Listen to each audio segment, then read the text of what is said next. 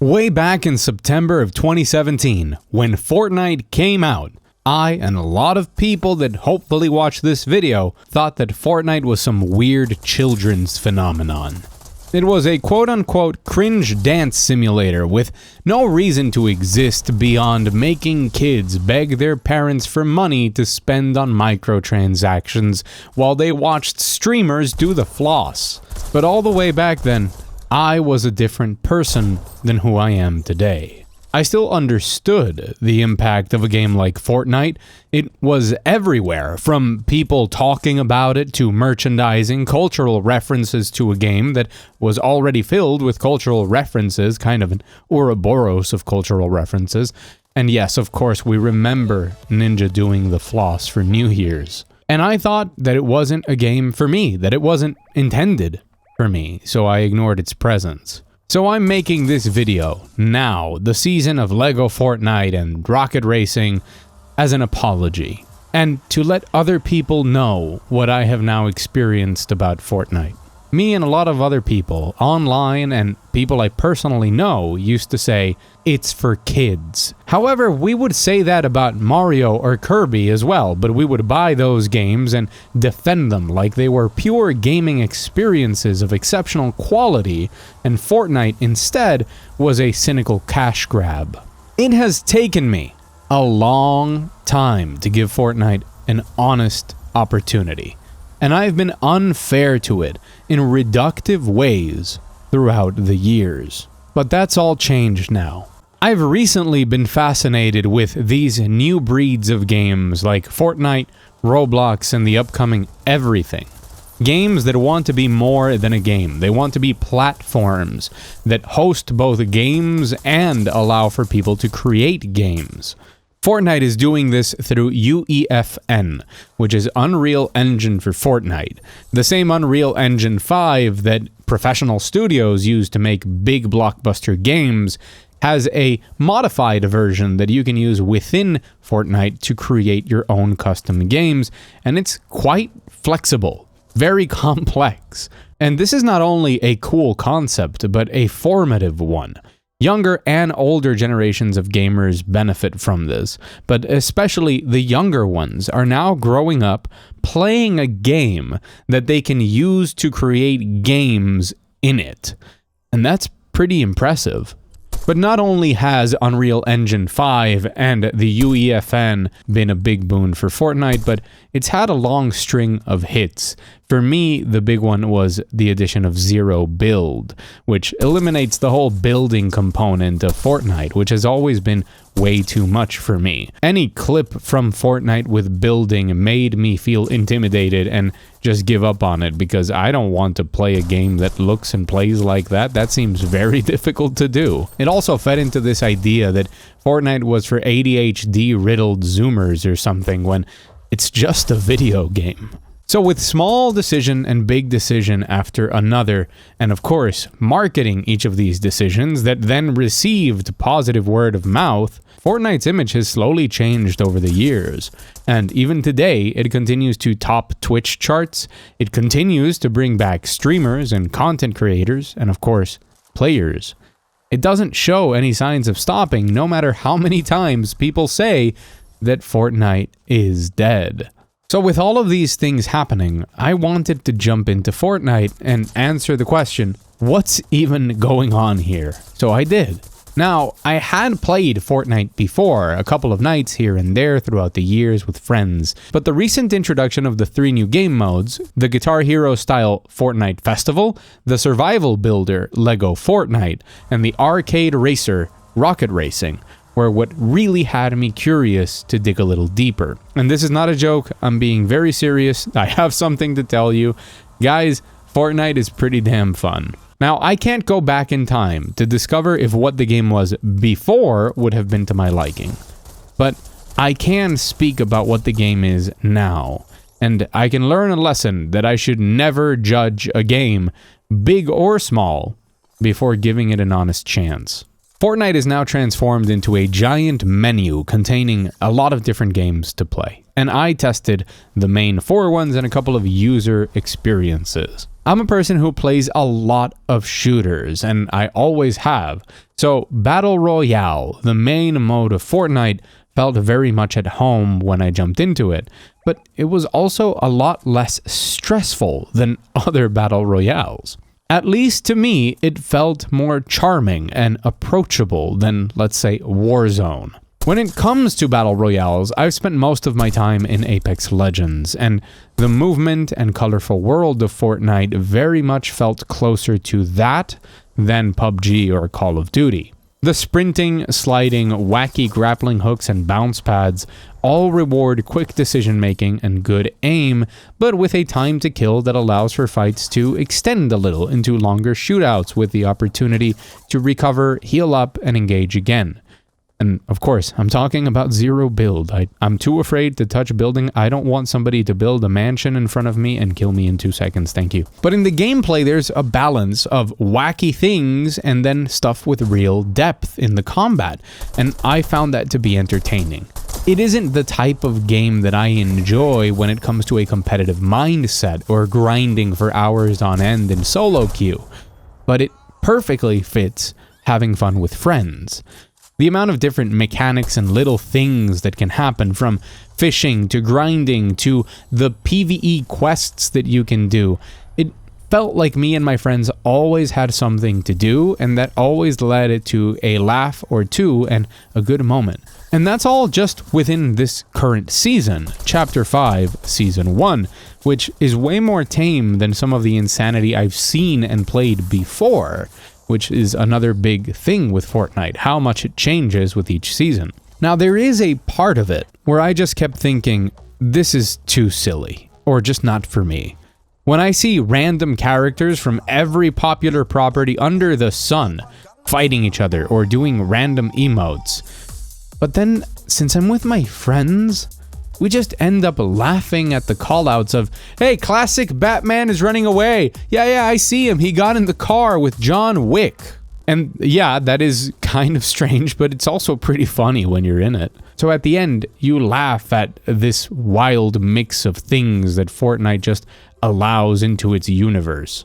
But it all adds to this atmosphere of it being less serious. Now, there is a very competitive aspect to Fortnite, or so I am told, but from a casual perspective of just hopping in with friends who are not that hardcore of gamers and having a good time, this game does it better than any other in the genre for my money. But the big change with Fortnite now is that you are also able to immediately, within the game, switch to other games. The first is Lego Fortnite, which is the reason that I installed Fortnite again, and I also have very limited footage because I jumped in just to see what it was, and after playing it, wanted to keep testing out the new things in Fortnite and ended up inspired for this video. Because I thought Lego Fortnite was just going to be Fortnite, but with Lego characters, but no, it's a survival building game.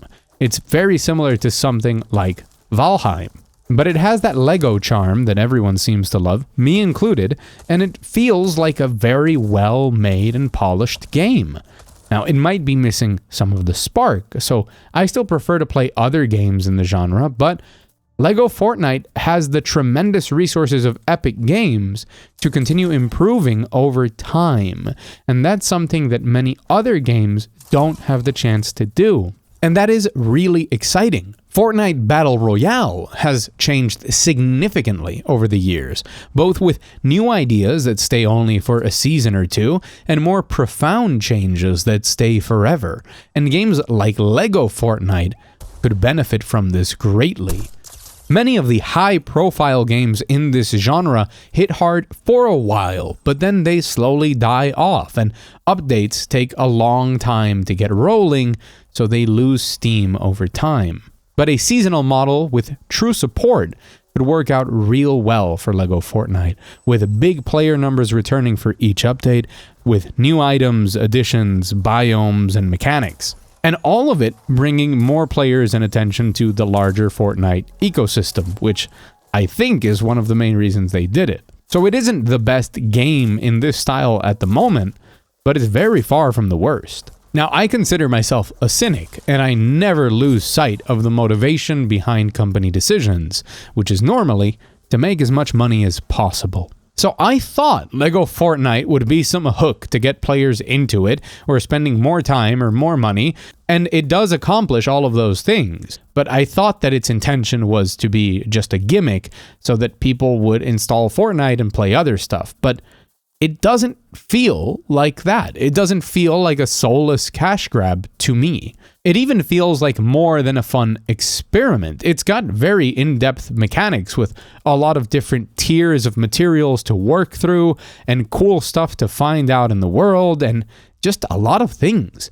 It's not perfect, but it has a great groundwork for a game in the future, and it definitely feels like a lot of people worked very hard on it. Like there was a lot of love and attention put into it and its charm and its systems. And when something like that comes out of an enormous corporate machine like Epic, man, I think that's commendable. I don't think people would be talking about Lego Fortnite if it were just Lego plus Fortnite. It needed to actually be a good game, and I think it is.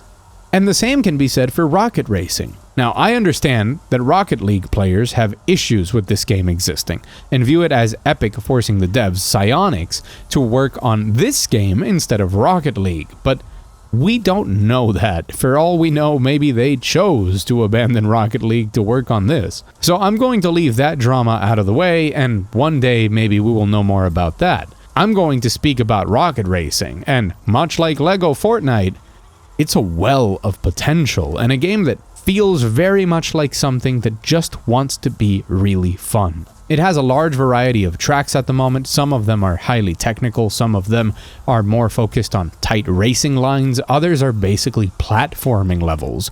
And all of these mechanics have enough intricacy to them that every little thing can improve your time, and the game knows how to push players into that improvement mindset where you want to shave off each millisecond from your time. It's a racing game that also has jumping, jet boosting, gravity shifting, and just a lot of stuff in it, more than I expected. And once again, I think that it's something that can improve a lot over time, and that's awesome because it has a great foundation that doesn't feel like an excuse to sell car skins, even if they do that also. The potential this game has with new tracks, community content, and just further evolution of it is through the roof in what I think is overall a great game at the moment. I kept coming back to Rocket Racing, especially some of the more advanced tracks, and just imagined different theming and ideas from other kart and arcade racers that would be so much fun in a game like this.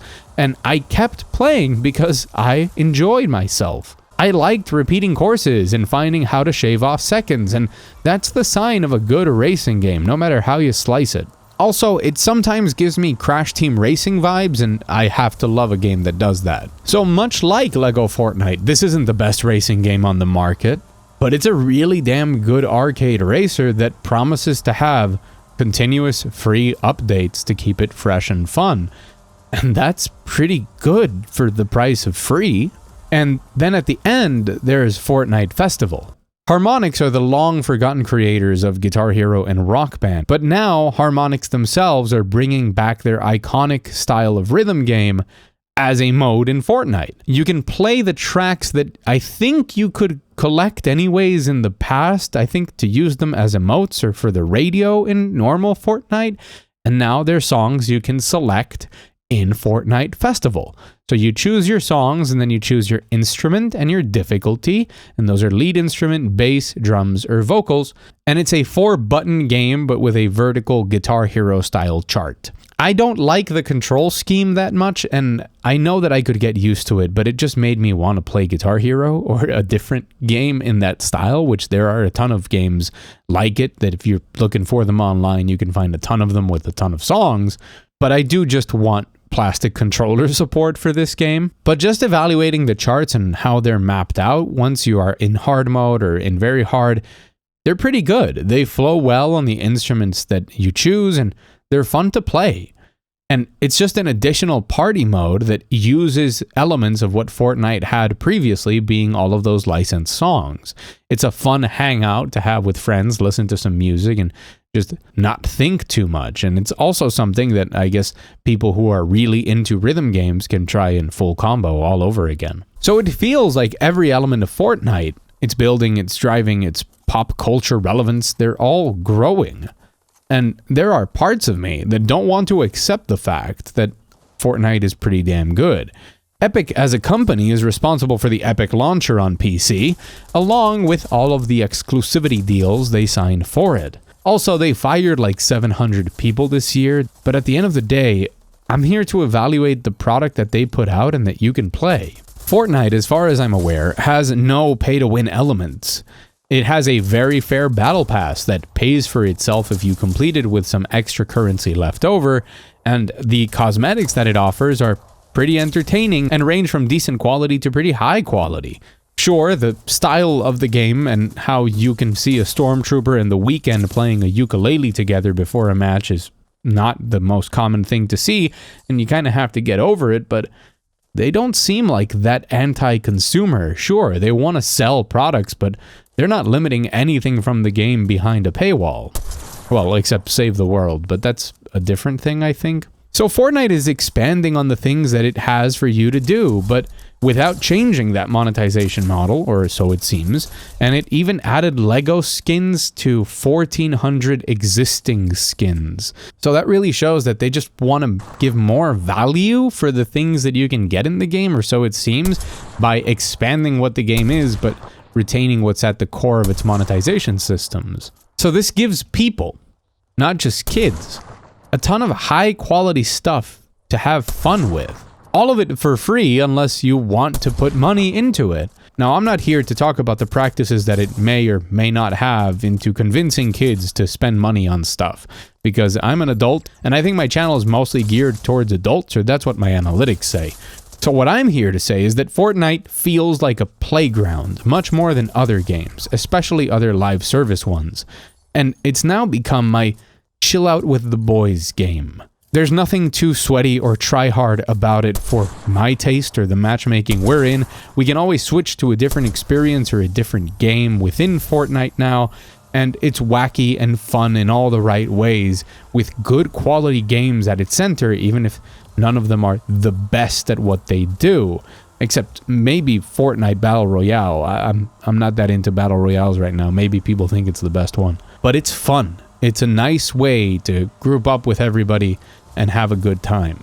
And somehow I'm also excited for the eventual Fast and Furious collab for rocket racing, so that I can be Dominic Toretto and spend all day doing my poor Vin Diesel impression when my friends ask me anything and I just answer, "Because we're family," at anything they say. That was the worst impression you've ever heard, or not. Let me know in the comments. So long story short, I'm sorry, Fortnite. I was childish when I thought that you were for children. And you might never be a game that I take very seriously, but I'm never gonna take for granted the dumb quality fun that you offer ever again. And if you're watching this video, hey, maybe give Fortnite a shot. Maybe it's just the game for you and your friend group to have as much fun as me and mine are having. So thanks for watching. One of the goals I have for this channel, alongside the reviews, analysis, and news coverage, is to have insights on games or bring attention to games that normally go under the radar.